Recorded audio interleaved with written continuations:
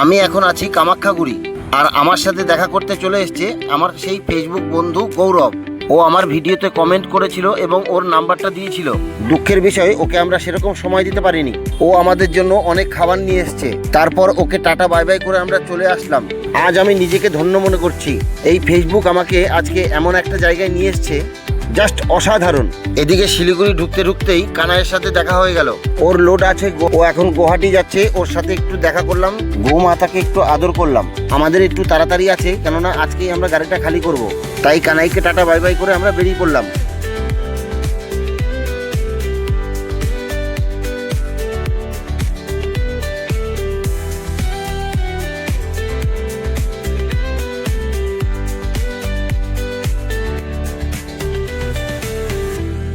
এদিকে আরেকটা বন্ধু কমেন্ট করেছে কাটোয়ায় সে আমার জন্য অপেক্ষা করছে।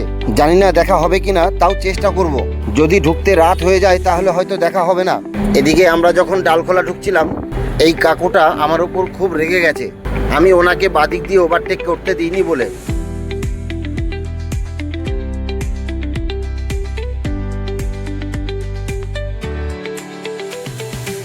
মিঠুন রাত্রে গাড়ি চালিয়েছে, তাই ওকে একটু রেস্ট দিয়ে দিলাম।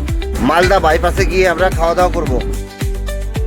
চলে এসেছি, আজকের মতো এটুকুই। টাটা।